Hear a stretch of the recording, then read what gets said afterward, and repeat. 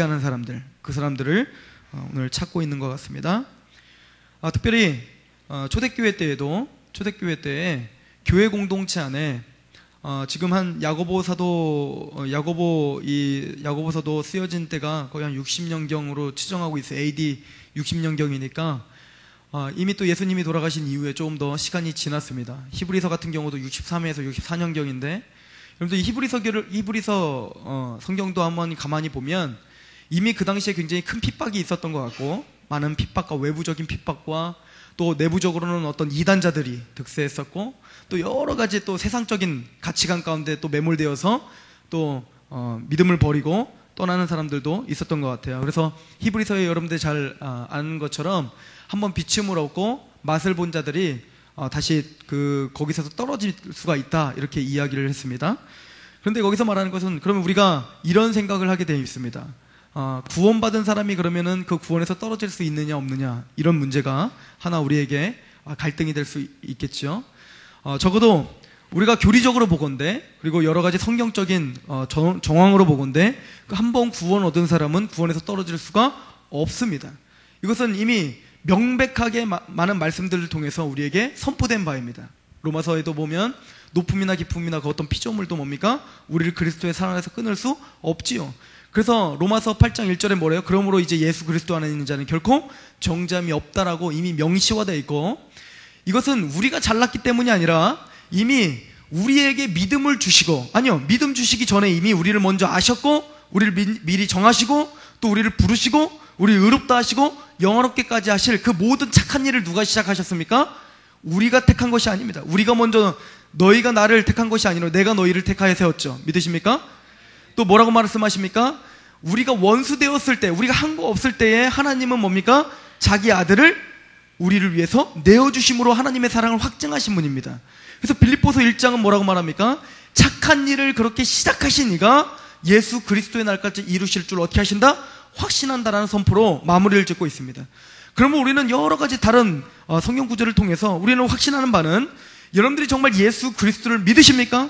대신 정직하게 그 믿음을 다시 한번 시험해 볼 필요는 있다라고 얘기했습니다. 그죠?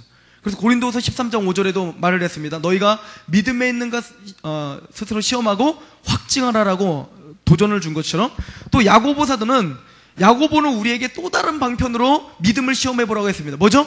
행함 없는 믿음이 진짜 너희를 구원시키겠느냐? 그게 살아있는 믿음이겠느냐?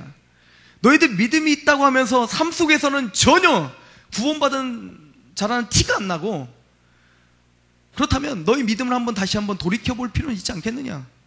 그렇게 시험을 해볼 수 있습니다. 그런데 정말 우리가 우리의 삶을 뒤바꾸는, 또 우리의 사망에서 생명으로 옮겨주는 그런 능력의 복음을 듣고 믿음이 생긴 자라고, 정말 하나님의 인치심을 받은 자라면, 그래서 여러분들을 너희가 하나님의 성전인 것과 하나님의 성령님이 거하시는 자라면 우리는 구원에서 떨어질 수 없는 자임을 믿으시기 바랍니다. 이것이 성경이 우리에게 주는 진리입니다. 모르겠습니다. 지금 여기서 미혹되어 진리에서, 그런데 공동체 안에는 표면적으로, 우리가 이면적으로 다 알 수 없습니다. 그 믿음은 하나님과 개인적인 문제예요. 그래서 스스로 시험해보라고 말하고 있는 거예요.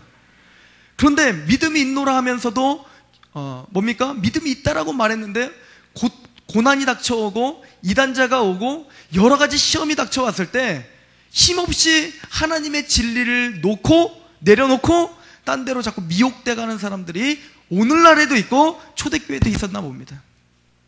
그러니까 사도 바울이 믿음을 그렇게 시험해라고 했는지도 모르겠어요. 그래서 야고보 사도가 너희의 믿음이 진짜 믿음인가?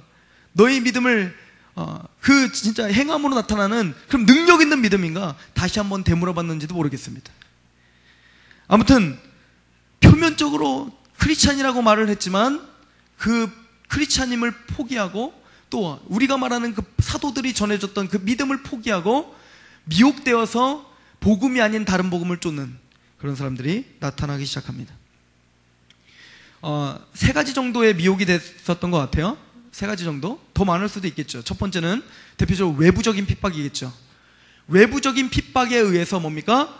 진짜 믿음이 없는 사람들, 겉으로 주요주요했던 사람들은 어떻게 될까요? 정말 외부적인 핍박에 의해서 어떻게 할까요? 자기의 신앙을 포기하고 도망가는 그런 사태가 일어났겠죠. 첫 번째는 유대인들이 핍박을 했습니다.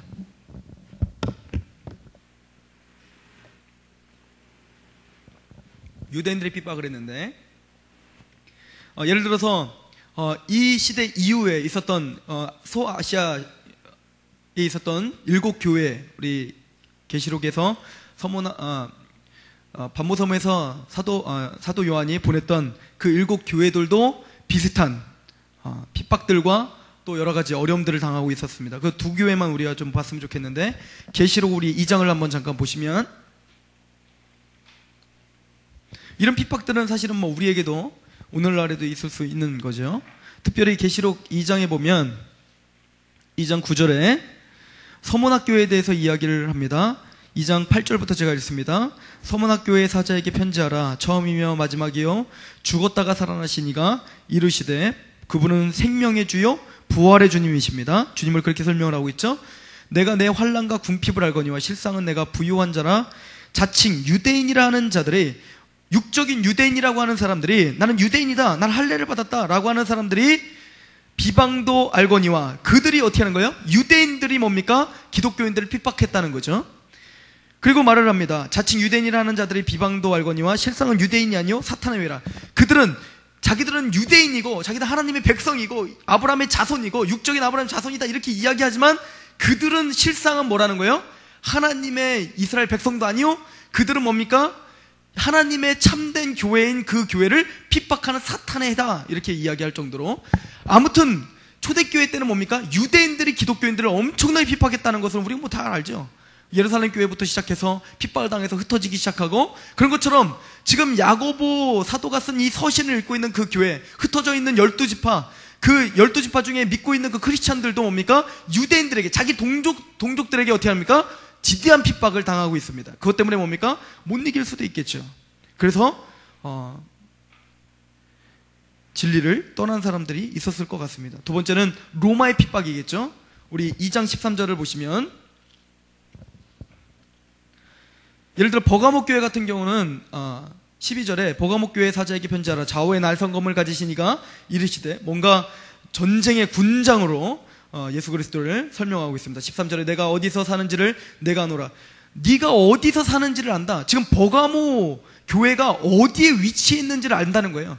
왜냐하면 이 버가모라고 하는 지역은 로마의 행정구역이었어요. 그래서 로마 행정구역은 두 군데가 있습니다. 하나는 로마입니다. 그리고 또 하나가 바로 이 버가모예요. 무슨 얘기냐면, 그 기독교인을 핍박하고 엄청난 핍박의 중심지였던 로마의 행정자치구역, 이것이 어디냐면 행정구역은 로마 그 자체고, 로마는 그래서 로마의 그 제국의 서쪽을 지배하는 중심지역이 로마였어요. 그리고 또 하나 동쪽을 지배하는, 그 아시아를 지배하는 행정지를 하나 정했는데 그것이 바로 버가모예요. 근데 그 중심에 어디 있는 거예요? 그 버가모 중심에 지금 교회가 있는 거예요. 그러다 보니까 그 교회가 로마에 의해서 얼마나 큰 핍박을 당하고 있겠습니까? 이해가십니까? 변두리보다도 그 중심 지역에 살고 있다 보니까 로마에 대한 충성심, 그 당시에 황제의 숭배 사상과 여러 가지 그 핍박으로 인해서 오직 퀴리오스는 한 분인 거예요. 그 사람들에게 뭡니까? 로마 황제 퀴리오스예요. 그런데 뭡니까? 또 다른 퀴리오스를 섬기고 있는 반역자인 그 교회를 향한 로마의 핍박은 어마어마했다는 것입니다. 이거와 같이 초대교회 때는 유대인들의 핍박, 그리고 로마의 실질적인 정치적인 핍박, 여러 가지를 통해서 핍박으로 인해서 미혹돼서 때로는 포기도 하고 그런 회유도 하고 이런 사건들이 실질적으로 일어났겠지요. 두 번째는 우리가 잘 알고 있는 것처럼 이단에 의해서 진리에서 떠난 사람들이 생겼을 것입니다. 오늘날도 마찬가지예요. 오늘날도 마찬가지죠. 진리에 의해서 이단에 의해서 떠나는 사람들이 생깁니다. 예를 들어 요한일서를 한번 봅시다. 요한일서 4장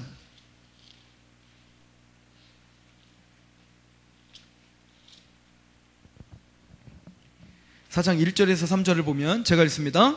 요한일서 4장 1절. 사랑하는 자들아, 영을 다 믿지 말고 오직 영들이 하나님께 속하였나 분별하라. 많은 거짓 선지자가 세상에 나와. 이미 그때부터 거짓 선지자들은 시작됐습니다. 이로써 너희가 하나님의 영을 알지니 곧 예수 그리스도께 육체로 오신 것을 시인하는 영마다 하나님께 속한, 특별히 그 당시에 이단들 중에 가장 큰 이단들이 바로 이런 사람들이었어요.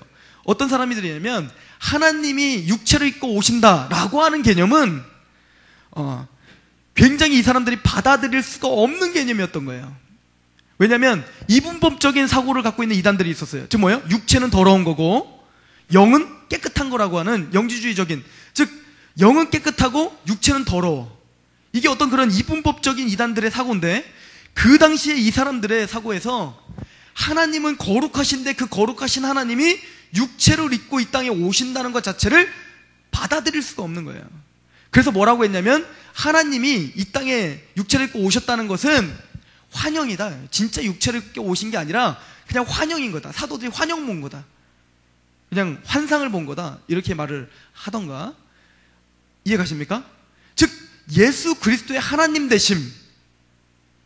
그런데 그 하나님 되신 그분이 육체를 입고 이 땅에 오셔서 우리의 죄를 위해서 십자가에 돌아가신 고난의 주님이신 그분이 하나님이시라는 것, 이것 자체를 부인하는 사람들이 생겼다는 거예요.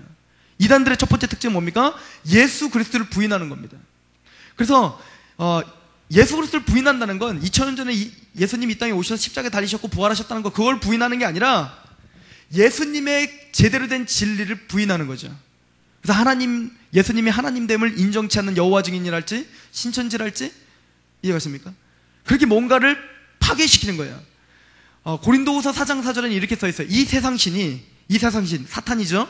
이 세상신이 믿지 아니하는 자들의 마음을 혼미케 하여 뭘 비추지 못하게 하는, 그리스도의 영광의 광채를 비치지 못하게 하미니. 누구의 영광을 비치지 못하게 해요? 그리스도의 영광의 광채를 비치지 못하게 돼 있어요. 사탄은 목적이 하나예요. 이 땅에서 사탄의 목적은 뭡니까? 우리들 안에 아무튼 그리스도의 영광이 비치지 못하게 하는 게 최종적인 목적인 것입니다. 그래서 세상 사람들을 향해서 하나님이고 뭐고 예수님이고 뭐고 전혀 몰라보도록 어떻게 해요? 사단은 세상 사람들을 쥐어짜고 있죠. 그래서 하나님을 인정치 못하게 합니다. 예수님을 인정하지 못하게 합니다. 예수님을 단순히 뭡니까? 하나의 그냥 성인 군자로 여기게 만듭니다. 역사적으로는 진짜 계셨으니까. 그런데 그런 사탄이 그렇게 했는데 그럼에도 불구하고 자꾸 빼가는 거예요. 그래서 하나님을 인정하고 하나님을 자꾸 이야기하는 사람들이 모이기 시작해요. 교회죠. 거기에 봤더니 근데 하나님을 인정하고 예수님도 인정하는 것 같으나 봤더니 제대로 된 믿음이 없는 사람들이 있는 거예요. 그럼 사탄은 그 사람들을 냅둘까요? 안 냅둘까요? 안 냅두죠. 그래서 그 사람들을 향해서 또 뭡니까? 목적이 뭐라고요? 그리스도의 영광의 광채가 비치지 못하게 하는 거죠. 그러니까 교회 안에 와서 어떻게 합니까? 그리스도를 제대로 바라보지 못하도록 계속적으로 뭔가 왜곡시키기 시작하는 겁니다. 그게 뭐라고 말합니까? 이단인 거죠. 이해가 돼요?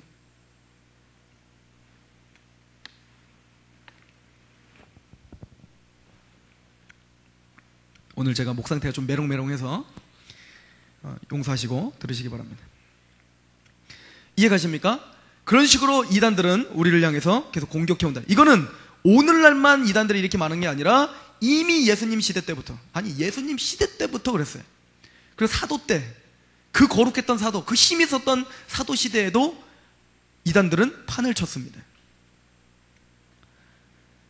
두 번째는 기적으로 미혹한 이단들 중에 이제 기적으로 미혹을 하는 겁니다. 예수 그리스도를 망가뜨리고 또 기적으로 많은 부분 미혹합니다. 마태복음 24장 24절에 이렇게 말하죠. 마지막 때에는 거짓 사도들과 거짓 그리스도가 나타나서 어떻게 합니까? 여러 기적과 능력을 보여 할수만에서 택하신 자들도 미혹할 것입니다. 그래서 제가 이제 우리 만민중앙교회에서 이제 상담을 저번에 이제 왔었잖아요. 근데 한 분은 됐고 한 분은 안 됐지 않습니까? 근데 이제 그 자매님을 이제 상담하는 중에 제가 이렇게 물어봤어요. 자매님, 보세요. 마태복음 24장 24절에 봤더니 거짓 선지자와 거짓 그리스도들도 어떻게 한대요? 능력과 기사를 통해서 할 수만 있으면 택하신 자를 미혹한다니까, 기사들과 어떤 신비한 현상들로 인해서 이 사람이 참 선지자다라고 확증할 수 있는 증거가 돼요, 안 돼요? 안 됩니다. 계시록에도 봤더니 뭐라고 써 있습니까? 짐승이 어떻게 합니까? 하늘에서 불이 떨어지게 하고, 그런 어마어마한 놀라운 역사를 보여주면서 짐승에게 어떻게 해요? 절을 하게 만들고. 이게 사단의 마지막 때는 이게 더 극심해질 거고 더 강해질 거란 말이에요. 그러므로 물어보는 겁니다. 그런 기적적인 일들과 이런 일들을 통해서 당신이 믿고 있는 이재록이가 진짜 선지자라고 인정할 수 있어요, 없어요? 그랬더니 없다라고 말합니다. 왜? 성경에 그렇게 써 있으니까. 그럼 뭘로다가 그 사람이 참 선지자 거짓 선지자인지 알아야 되죠? 말씀을 제대로 가르치고 있는가, 말씀 앞에 그 사람이 제대로 된 진리를 전하는가, 이게 우리의 분별법이겠죠? 그래서 이제 말해줍니다. 이재록이가 지금처럼 이렇게 능력 있게 기적을 행했던 게 언제부터냐면 자기가 교통사고를 당했다는 거예요. 교통사고를 당했더니 교통사고를 얼마나 크게 당했는지 피가 다 쏟아진 거예요. 피가 막 다 쏟아졌어. 그 피는 어떤 피? 원죄 가운데 있는 더러운 피. 그래서 원죄의 피가 다 쏟아진 다음에 기진맥진하죠. 다 쏟아져서 빨리 죽어야지. 거기서 안 죽고 계속 살아가지고 막 다 쏟아졌는데 갈증이 나는 거예요.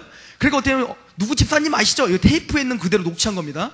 누구 집사님이 나에게 어떻게 했다냐면 이만한 말통에 물을 한 바가지 줬다는 거예요. 그 물은 성령이에요. 왜 성령이에요? 몰라, 비유풀인가 봐. 하여튼 물을 막 마시는 거예요. 물을 막 마셨는데 그 물이 이쪽으로 들어가더니 물은 좋은 거 알아가지고, 저도 요즘 물을 마시는데 물을 막 마셨더니 그 물이 어떻게 돼요? 피가 됐다는 거예요. 피가 되면서 더러운 피는 아까 어떻게 됐어요? 다 빠져나가고 새로운 피가 충족됐으니 자기는 새로운 피로 받아서 자기는 원죄가 없는 유일한 존재가 되었고, 그때부터 능력과 기사가 나타나기 시작했다는 거예요. 아멘? 말씀에서 어긋나요? 안 어긋나요? 어긋나죠. 그래서 제가 이제 말을 한 거죠. 그거 이제 녹취도 이제 들려주고, 뭐 이거 직접 한 얘기도 들려주고 다 했어요. 또 얼굴이 막 울그락불그락해요. 그래서 그러면은 여기가 거짓 선지자입니까? 참 선지자입니까? 이렇게 얘기했더니 갑자기 저한테 이렇게 이야기를 하는 거예요. 더 확실한 증거가 있습니다. 더 확실한 증거가 있다는 거예요. 아니, 성경, 아까는 성경으로 확인한다면서 왜 또 더 확실한 증거가 어딨냐고.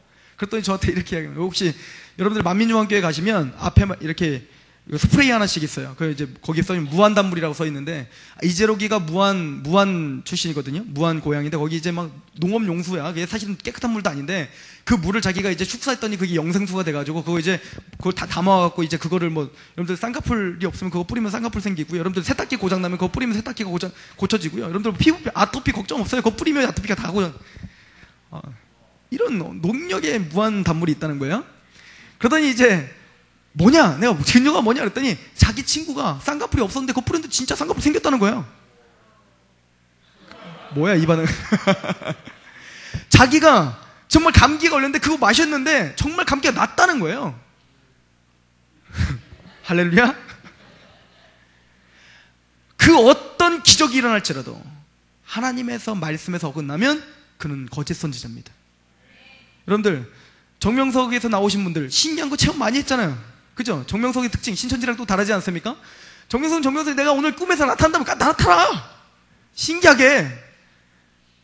이해 가십니까? 이해 안 되는 현상들이 나타나요. 물론 조작도 있겠지만 실질적으로 기적이 일어난대. 진흙형제가 만민중학교에 갔다 왔잖아요. 진짜래요. 기적이 진짜 나타난대. 정말 나타난대. 아주 까무러친대. 저도 확인 한번 가볼까 하는 생각도 있네요. 이해 가십니까? 그러나 그의 메시지가 성경적으로 틀리다면 그는 말할 것도 없습니다. 아무리 하늘에서 불이 떨어지게 하고 금리바로 밖에 금가루가 떨어진다 할지라도 막 손을 댔더니 막 넘어지고 저까지 막 날아가고, 뭐 어떤 사람은 딱 했더니 강대상이 반으로 쪼개졌대. 아무리 네 조각으로 쪼개져도 그 사람의 메시지가 말씀에서 틀리다면 그 사람은 거짓과 선지자입니다. 그에 대한 확신과 담대함이 있으시길 바랍니다. 그런데 너무 놀라운 건 말씀에 미혹된 것보다 그런 보여지고 체험되는 게 미혹되는 사람이 빠져나오기가 너무너무 힘든 거예요. 왜 그렇죠? 우린 그만큼 보여지고 만져지고 감각에 너무나 노출이 되어 있는 자들이기 때문에 그래요. 너무 연약해요. 우리의 감정이 너무너무 연약해서 때는 우리 감정이 믿음이라고 생각할 때가 너무나 많다는 것입니다. 여러분들 자전거 타고 한번 최고 속력으로 달려보세요. 얼마나 그냥 빨리 달려가는 것 같은지. 근데 제 차를 타보세요. 아무리 150으로 달려도 여러분들은 그냥 아무렇지도 않아 보이는겁니다. 그만큼 우리의 감정은 믿을 게 못 되는 거예요. 이해가십니까? 상황이 달라지고 환경이 달라지면 우리는 감정이 요동을 치는 사람들이에요. 감정도 믿을 게 못 됩니다. 그런데 많은 사람들이 그 감정과 보여지는 것과 그 어떤 엑스타시한 것들로 의지해서 신앙을 점검하려고 하다 보니까 미혹되기 쉽다는 것입니다. 우리 상록교회 청년들은 그런 일이 없도록 합시다. 그런 것은 기적으로 미혹을 했을 것입니다. 여러 가지 기적들을 통해서 초대교회에서도 많이 미혹을 했을 것입니다. 세 번째는 율법주의입니다. 그죠? 이거는 뭐 이단자들의 마냥 팽배했던 갈라디아서에 말한 것처럼 믿음, 오직 믿음이 아닌 거기에 뭔가 다른 것을 곁들여서 자꾸 미혹하려고 했던, 또 그럴듯하게 이야기해서 미혹하게 하려 했던 그런 미혹 이단자들로 인해서 진리를 떠난 사람들이 생겼을 것입니다. 오늘 이단 세미나가 아니니까 여기까지 하고요. 세 번째는 그 당시에 이런 이단자들의 미혹된 것뿐만 아니라 세상의 미혹에 이끌리는 경우도 있었겠죠. 그죠? 육신의 정욕. 그 당시에는 실질적으로 크리스찬이 되면, 유대인들 중에 크리스찬이 되면 실제적인 제재를 받습니다. 특별히 매매에 대해서 굉장히 제재를 받아요. 왜냐하면 그는 유대 공동체 생활, 모든 사람들 다 유대인을 믿고 있는데 크리스찬을 믿고 있다는 건 뭐예요? 이단자를 믿고 있다는 것이요. 그것은 뭡니까? 그 다른 유대인들과 교류가 끊어진다는 얘기예요. 그럼 실제적인 어려움을 당합니다. 게다가 좀 더 있으니까 어떻게 해요? 그 유대인들이 하도 고소를 하고 이러다 보니까 로마의 정책적으로 어떻게 했어요? 실제적인 핍박을 가합니다. 그러다 보니까 예수님을 믿는다는 건 굶주리는 거예요. 이해가십니까?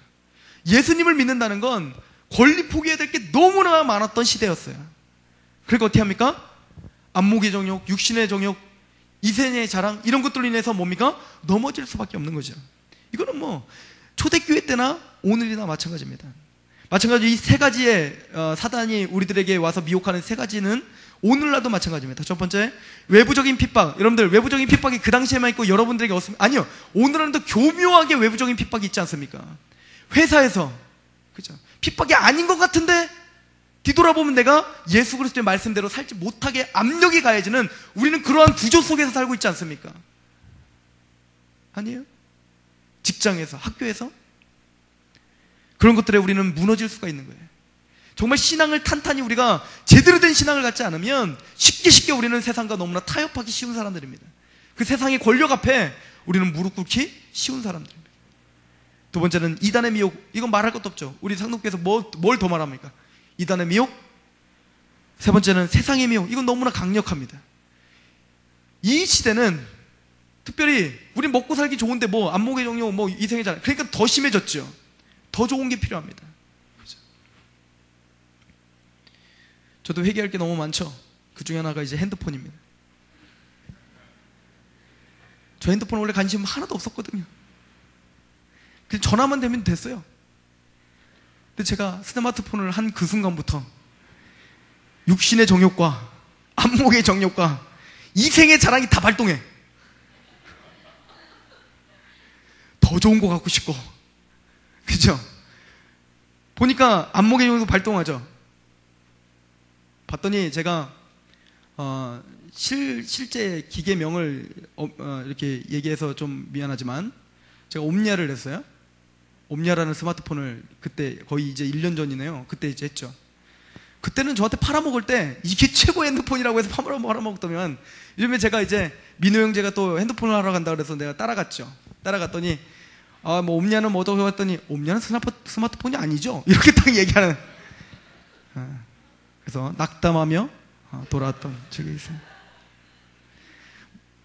이것뿐입니까? 제가 우스갯소리로 이렇게 얘기했지만 우리는 정말 이 유혹 가운데 넘어지기 너무 쉬운 시대를 살아가고 있습니다. 하나님의 말씀은 더 고리타분해 보이는 시대에 살아가고 있습니다. 여러분들 10년이 지나고 20년이 지나면 하나님의 말씀은 더 고리타분하게 보여지게 될 것입니다. 정직하라고요? 어떻게 정직합니까? 이 시대에는 정직하면 짓밟히는 시대인데 나보고 정직하라고요? 너무나 타협하기 쉽죠. 오른뺨을 때는 왼뺨을 돌려대라고요? 오른뺨을 때는 왼뺨 돌려대라고 우습게 여기는데, 그럼 나는 짓밟히는데 내가 어떻게 왼뺨을 돌려댑니까? 나도 한 대 쳐야죠. 그러나 성경은 외롭게 우리에게 계속 이야기합니다. 그 외로운 말씀과 우리는 계속적으로 어떻게 합니까? 대면하며 살지만 우리는 순간순간 계속 외면할 수밖에 없는 그런 시대 가운데 우리는 살아가고 있어요. 이거는 초대교회 때나 지금이나 앞으로 주님이 오실 그날까지 우리의 영원한 싸움이 될 것입니다. 그러기 위해서 성경은 계속 말하는 겁니다. 믿음이 없다면 이곳에 쓰러져서 진리에서 떠날 수밖에 없다라고 말합니다. 답은 하나요. 믿음입니다. 제대로 된 굳건한 반석이 깔려있느냐, 이것이 우리에게 물어보고 있는 답입니다. 이렇게 진리에 떠난 사람들, 자 이제부터 여러분들이 지금까지 야고보서를 들었던 것들을 총동원해서 생각해 보셔야 됩니다. 야고보 사도가 갑자기 이 얘기를 왜 할까요? 야고보 사도가 지금 글을 마치면서 진리에서 미혹된 자들이 떠났어요. 그 사람들을 돌이키게 하는 자에 대한 이야기를 하면서 그 사람들이 돌이켜야 되지 않겠느냐라고 이야기하면서 왜 이것을 마지막으로 우리에게 던졌을까요? 저는 이것이 야고보 사도가 정말 말하고자 하는 내용이 아니었는가 이 생각이 듭니다. 무슨 얘기냐? 교회 공동체에 책임이 있다는 거예요. 한 사람이 미혹돼서 넘어진 것도 누구의 책임입니까? 그건 공동체의 책임이에요. 그 사람만의 문제가 아니라는 얘기입니다. 이해가십니까? 만약에 우리 상록교회 안에 누군가가 뭔가 이단에 대해서 미혹되고, 이거는 좀 불가능하겠지만 아무튼 세상적으로 어떤 권력 앞에 하여튼 뭔진 모르지만 신앙을 잊어버리고 자꾸 떠났다면 그거는 그 사람만의 문제가 아니라 바로 저와 여러분들의 문제요, 우리 상록교회의 문제라는 거예요. 공동체 책임의식을 지금 지어주고 있는 것입니다. 이게 무슨 얘기일까요? 야고보 사도는 끊임없이 두 가지를 우리에게 이야기합니다. 야고보서 전체를 이제 훑을 겁니다. 첫 번째는 뭐냐면 하나님과 우리와의 관계에 대해서 이야기합니다. 그걸 믿음이라고 표현합니다. 그죠? 하나님과 우리와의 관계에 대해서 야고보는 여러 군데서 파편적으로 우리에게 설명을 해줬습니다. 하나님 앞에 어떻게 알아? 어떤 것이 하나님 앞에 바른 관계이다. 그리고 두 번째는 뭡니까? 그렇게 하나님과 바른 관계, 올바른 믿음이 있다면 그 믿음을 삶 속에서 드러내라. 그런데 그 믿음이 드러나는 것은 바로 이런 것이다 라고 실제적이고 구체적이다, 이런 우리의 메시지를 던져줬다는 거예요. 단순히 너희가 하나님과 관계가 바름이 있으면 아멘, 당신 믿음이 있으니까 아멘, 당신 하나님을 사랑한가 아멘, 그럼 이렇게 하나님과 이렇게 지금 살고 있습니까? 당신 이웃을 사랑합니까? 아멘. 당신 지금 나가서 정말 사랑하며 그렇게 실천하며 삽니까? 아멘. 그럼 이렇게 하고 있습니까? 구체적으로 우리에게 하나님과의 관계와 이웃과의 관계를 지금 점검해주고 있다는 거예요. 그리고는 진짜 믿음, 무게감 있는 믿음, 하나님의 사랑, 이웃 사랑, 이것이 무엇인지를 야고보 사도는 우리에게 진지하게 지금 말해주고 있다는 것입니다. 적어도 우리는 야고보 강해를 통해서 그 진지한 야고보의 음성을 들었어야 됩니다. 그리고 우리의 신앙을 다시 한번 점검해 봤어야 됩니다. 찬양할 때 눈물 흘리는 거, 그거에서 만족하지 말고, 우리 감각적인 것으로 만족하지 말고, 실제적인 나의 태도와 정서와 인격과 행동과 말투와 인간관계와 이런 모든 것들을 한 주 한 주 나갈 때마다 하나하나 점검했었어야 돼요. 그게 안 됐다면 야고보서 강의는 실패라는 거예요. 이해가십니까? 하나님과의 관계가 먼저라는 것입니다. 1장 2절에 시험을 받거든 기쁨으로 정말 너희들이 인내하고 있느냐? 이게 믿음이다. 1장 6절 8절 믿음으로 두 마음을 품지 마라. 니네들이 정말 믿음이 있느냐? 그럼 두 마음을 품지 않는 거, 이게 믿음이다. 1장 9절에서 11절 하나님 앞에 신자의 정체성을 가져라. 뭡니까? 내가 가난하다고 비참해하지 말고 가난한 자는 부유함을 자랑하라. 높음을 자랑하고, 내가 높다고 내가 교만하지 말고 높은 사람은 나의 겸손을 자랑하라. 즉 하나님 앞에 정체성을 확립하라. 세상적인 가치관 가운데 내가 비참해지고 세상적인 가치관 가운데 내가 교만해지지 말아라. 이게 믿음의 사람이다. 1장 12절 이 모든 것들은 뭡니까? 이 세상이 나에게 상을 주는 게 아니라 상 주시는 분은 오직 하나님이시다. 이것을 바라보는 사람이 바로 믿음이다. 1장 12절에 18절 하나님에 대한 왜곡된 이미지를 버려라. 내가 죄를 다 져놓고 내가 뭔가 실패하면 하나님이 나를 죄짓게 했지요. 이렇게 말하지 마라. 왜? 하나님은 우리를 시험을 하시는 분도 아니요, 죄를 짓게 하시는 분도 아니요, 오직 하나님은 우리를 말씀으로써 우리를 다시 낳으신 우리의 아버지시다. 그거에 대해서 떠나지 말아라. 그거에 대한 확신을 잊지 말아라. 이게 믿음이다. 또 말합니다. 말하기는 더디하고 듣기는 속히 하라. 하나님의 어떤 상황 가운데 하나님에게 원망하기보다 하나님의 말씀 앞에 먼저 듣는 것을 사모하라. 이것이 믿음이다. 하나님의 율법을 신실하게 실천하라. 그게 사랑이다. 말씀을 지켜라. 말씀대로 살려고 고전부터 해라. 이것이 사랑이다. 믿음이 있느냐? 행함으로 그 믿음을 보여라. 이것이 사랑이다. 너의 인생의 주권자가 바로 나라는 걸 인정해라. 너희들이 계획하고 너희들이 계획해서 어디에다 장사를 하면 잘 되겠지, 꼭 내일도 내 것인 것 마냥 살지 말고 내일은 내일이 결정할 것이요, 오늘은 나에게 주어진, 하나님이 주어진 날은 오늘밖에 없구나 라고 예수님 말씀하신 것처럼 오늘 하루 하나님의 인생의 주권자라 바로 하나님이십니다 라고 하는 믿음을 가지라. 5장 1절에서 6절, 세상의 가치관 가운데 매몰되지 않는 것, 이것이 하나님의 사랑이다. 하나님을 사랑하는 것이다. 5장 12절, 나를 의지해서 내가 뭐든지 다 할 수 있는 것처럼 맹세하지 마라. 하나님 앞에 우리는 보잘것없는 존재를 인정하라. 이런 한 가지 한 가지 구체적인 이런 목록들을 여러분들은 눈앞에 보고 여러분들의 신앙을 하나하나 제발 점검하셔야 됩니다. 이해가십니까? 사람과의 관계도 마찬가지입니다. 너희들이 진짜 사랑하느냐? 그럼 내가 좋은 사람들만 자꾸 잘해주고 뭔가 눈에 보이는 사람들만 자꾸 잘해주지 마. 차별 대우 좀 하지 마. 이게 뭡니까? 진짜 형제를 사랑하는 거야. 차별 대우가 있다면 아무리 네가 입 바른 소리 할지라도 너는 지금 형제를 사랑하지 않는 거야. 이렇게 말하고 있어요. 2장 1절에서 13절이에요. 3장 1절에서 12절, 말에 실수가 없이 하라. 한마디를 하더라도 뭡니까? 그 한마디로 그 상대방의 인생의 수레바퀴를 태워버릴 수 있으니 제발 말 조심해라. 그게 그 사람을 사랑하는 거다. 사람들 앞에 교만이 갈등이 나고 갈등 때문에 싸움이 나며 분쟁이 난다. 그 사람 앞에 내가 너무 비참해 보일지라도 나를 좀 낮출 수는 없느냐? 겸손하라. 이게 사랑이다. 4장 11절에서 12절, 비방하지 않는 것, 이게 사랑이다. 험담 좀 하지 마라. 이건 세상적인 가치관이에요. 회사 다니면 알잖아요. 사람들 제일 즐거워하는 게 뭡니까? 험담이에요. 우리도 모르게 우리도 험담하고 있는 거예요. 요즘 개그맨들 한번 보세요. 웃기는 주제는 하나입니다.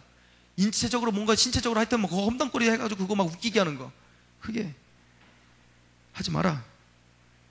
5장 13절에 18절, 서로 회개하며 병 낫기를 기도하라. 이게 무슨 얘기죠?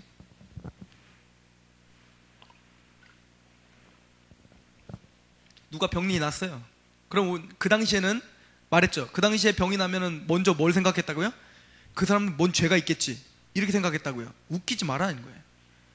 지금 형제가 진짜 아프면 지금 필요가 뭐냐 이거예요. 비방하고 비판하고 무슨 죄졌냐, 이거 지금 말하는 게 아니지 않냐 이거예요. 공동체가 우선순위는 뭐냐면 지금 아프면 즉각적으로 빨리 기도하라 이거예요. 그러면 만약에 그 사람이 죄 때문에 만약에 병이 날 수도 있죠. 그렇다면 너희들이 합심하여 기도하면 그 죄도 사해 주겠다 이거예요. 따지지 말라는 거예요. 우선 기도하라는 거예요. 실질적으로 그를 향해서 뭔가 즉각적인 반응을 통해서 그를 도우라는 얘기입니다. 왜요? 우리의 입술의 권세는 그만큼 능력이 있습니다. 기도의 능력이 있는 줄 믿으시기 바랍니다. 그 능력 있는 그 말로 말에 실수하지 말고 그를 위해서 중보하라는 얘기예요. 그리고 마지막으로 미혹된 자를 돌아서게 하라. 그죠? 그 능력 있는 그 권세의 말씀으로 여러분들에겐 복음의 권세가 있잖아요. 그 능력의 왕 같은 제사장의 권세를 자꾸 사람들 험담하는 데 쓰지 말고 어디다 써라? 미혹된 자를 돌이키는 데 써라. 야고보는 우리에게 진지한 믿음을 요청합니다. 진지한 하나님 사랑과 진지한 이웃 사랑을 요청하고 있습니다. 야고보 사도는 이렇게 설명합니다. 너희들은 말로 믿음을 증명하려고 하느냐? 그렇게 해라. 나는 행함으로 내 믿음을 증명하겠다. 이 말이 율법주의자처럼 들리십니까? 그럼 야고보서를 다시 읽으셔야 됩니다. 이 말은 진지하게 믿음을 점검하는 말로 들리셔야 됩니다. 여러분들, 저를 포함해서 우리가 믿음이 좋노라, 우리 믿음이 있습니다 라고 하는 것을 삶에서 증명해 보여야 됩니다. 그렇지 않고서는 믿지 않는 사람들이 우리가 믿음이 있는지, 이 사람이 하나님을 믿는지, 이 사람이 예수님을 모시고 사는 사람인지 알 도리가 없습니다. 걸림돌이 될 뿐이에요. 이해가십니까? 즉 우리에게 바른 신앙을 요구하고 있고 그 바른 신앙 가운데 모여있는 이 바른 교회를 야고보 사도는 지금 요구하고 있는 것입니다. 한 사람 한 사람 이렇게 자신을 점검한다면 그런 사람들을 자신을 완벽한 사람들이 아니에요. 그렇게 자신을 쳐서 자신을 계속적으로 점검하고 그런 사람들이 모인다면 이 교회가 어떻게 될까요? 바로 그 교회가 바로 바른 교회가 될 것이다. 이걸 말하는 것입니다. 우리가 다시 첫 번째 시간으로 돌아가 봅시다. 이 야고보는 어떤 야고보입니까? 사도 야고보가 아니었어요. 제가 자꾸 사도 야고보 사도 자꾸 그러니까 12사도라고 생각하는데 12사도가 아니라는 거 우리는 이미 점검했어요. 여기서 말하는 제가 말하는 야고보는 누굽니까? 지금 야고보의 저자는 예수님의 형제 야고보예요. 예수님의 형제 야고보가 지금 야고보서를 기록하고 있는 것입니다. 그는 마가복음 3장 21절에도 보면, 요한복음에도 보면 그 형제들이 다 예수님을 어떻게 했어요? 미쳤다 했어요. 믿지 못했던 자라고 우리는 이미 배웠습니다.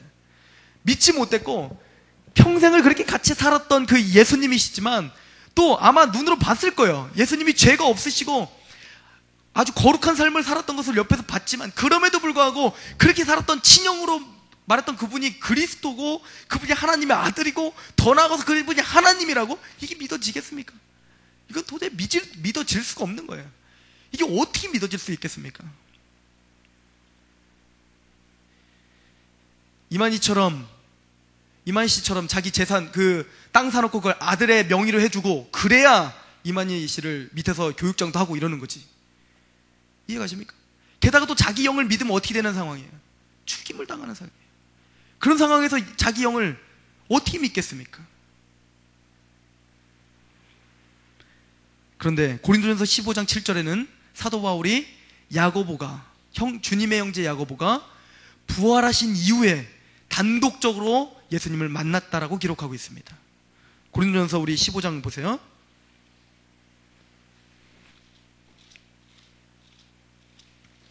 15장 7절입니다.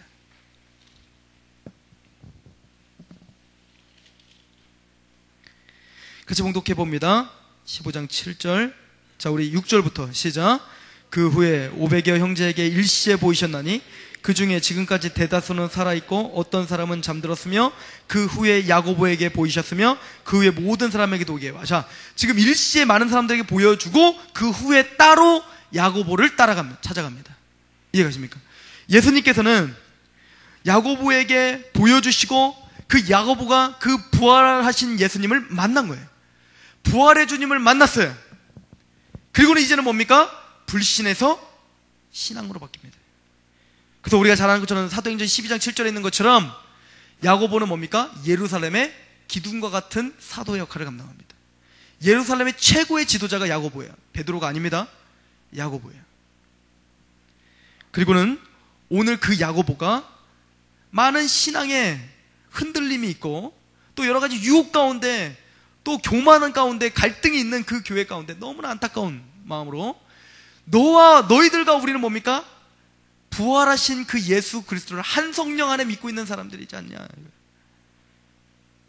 그렇다면 어떻게 하라는 겁니까? 내가 믿음으로 행함으로 믿음을 증명한 것처럼 너희의 삶 가운데서 행함으로 믿음을 증명하기를 바란다. 이렇게 말하고 있습니다. 우리가 믿는 예수님은 야고보가 만난 그 부활의 주님입니다. 믿으십니까? 여러분들이 감격하고 신앙을 하고 있는 그 예수님은 다른 예수님이 아니라 오늘 야고보서를 기록하고 있는 그 야고보의 예수님이에요. 우린 동일한 믿음을 소유하고 있는 자요, 야고보와 같이 그렇게 동일한 고백을 통해서 우리의 신앙을 행함으로 증명해 보이는 그런 진지한 크리스찬이 되기를 갈망합니다.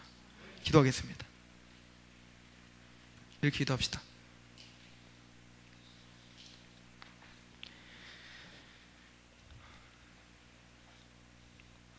우리가 하루아침에 어떻게 바뀔 수 있겠습니까? 하루아침에 우리의 삶이 어떻게 뒤바뀔 수 있습니까?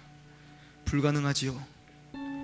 그러나 적어도 제가 계속 이야기하고 또 야고보 사도가 지적하는 것은 여러분들이 완벽함을 요구하는 게 아니라는 것을 명심하시기 바랍니다. 적어도 정말 그 부활의 주님을 만난 자로서 이런 삶의 몸부림이 있느냐를 바라보셔야 됩니다. 야고보 사도는 이렇게 이야기했어요. 너의 웃음을 울음으로 바꿔라. 통곡으로 바꿔라. 우린 너무나 안일하게 살고 있지는 않습니까? 믿음이 있노라 하고 삶을 점검하는 일은 너무나 안 하지 않습니까? 믿음은 교회 왔을 때나 냉장고에 잘 보관해줬다가 교회 왔을 때나 챙겨오는 하나의 부속품이 되지 않았습니까? 하나님께 용서를 구하며 기도합시다.